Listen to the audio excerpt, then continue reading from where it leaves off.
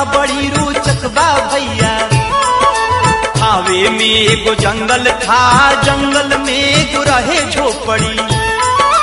वही में रहे माँ के भक्त, नाम जिकर रहसु चमार था। बगल में रहे महल, बड़ा महल था राजा मनन सिंह का। महल या जंगल के था बीच माई का एक छोटा मंदिर। भइल कथा के अब विस्तार, चमत्कार मैया के सुना।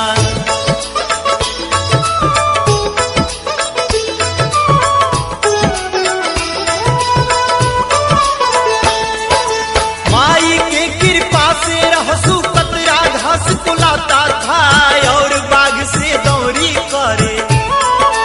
कतरा से निकले अनाज, माई के महिमा के देखा। आश्चर्य के रहे बात, गांव गांव में चर्चा भई। राजा भी हो गईले दंग, बात के पाता चलल जून का। राजा के शक भइल, रहसु कवनो जादू करत है। फौरन आदमी को भेजा, रहसु को दरबार बुलाया।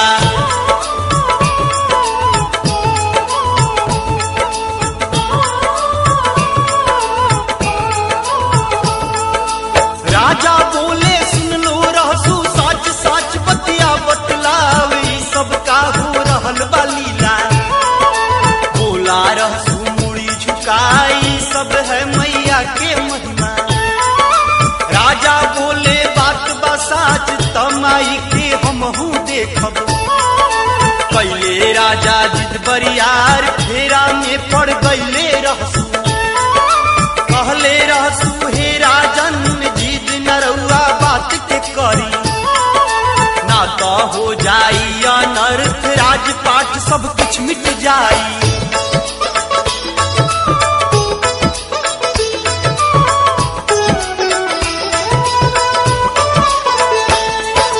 राजा कहले बात मान ले, माई के जल्दी बुलवाऊ, ना तो भक्सी में झुकवा दे।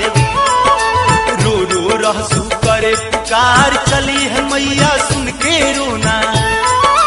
आया जोर से एक तूफान, चारों ओर हाहाकार मच गई। रहसु बोला हे राजन, बहू से तू मान जबतिया। ना मन ले तो भइल भूचाल, पल में सब कुछ खत्म हो गई। रहसु में मैया समाए, मुड़ी फार कंगन दिखलवली।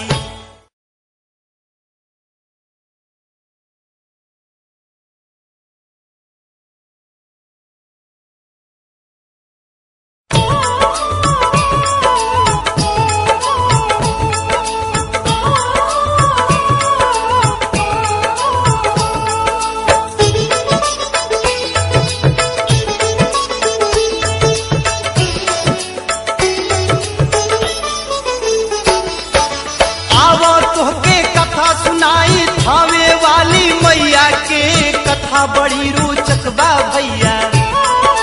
थावे में एगो जंगल था, जंगल में एगो रहे झोपड़ी। वही में रहे माँ के भक्त, नाम जिकर रहसु चमार था। बगल में रहे महल, बड़ा महल था राजा मनन सिंह का। महल या जंगल के था बीच माई का एक छोटा मंदिर। भइल कथा के अब विस्तार, चमत्कार मैया के सुना।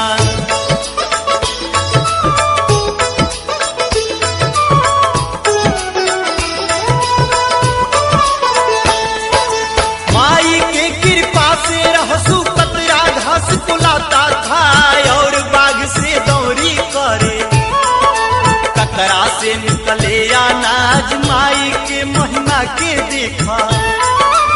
आश्चर्य के रहे बात, गांव गांव में चर्चा भई। राजा भी हो गईले दंग, बात के पाता चलल जून का। राजा के शक भइल, रहसु कवनो जादू करत है। फौरन आदमी को भेजा, रहसु को दरबार बुलाया।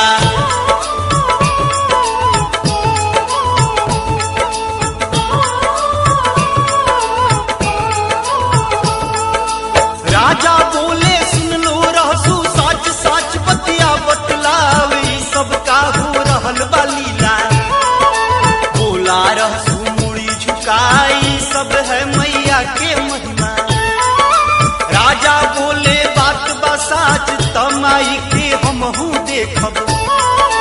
कैले राजा जिद बरियार फेरा में पड़ गईले रहसू।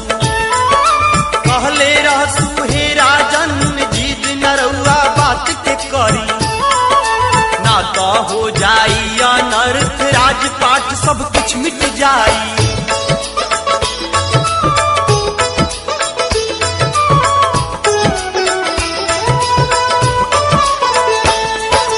राजा कहले बात मान ले माई के जल्दी बोलवाऊ, ना तो भक्सी में झुकवा दे।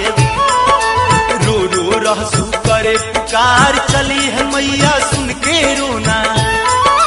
आया जोर से एक तूफान चारों ओर हाहाकार मच गई। रहसू बोला हे राजन बहू से तू मान जबतिया, ना मन ले तो भइल भूचाल पल में सब कुछ खत्म हो गई। रहसू में मैया समाए मुड़ी फार कंगन दिखलवली।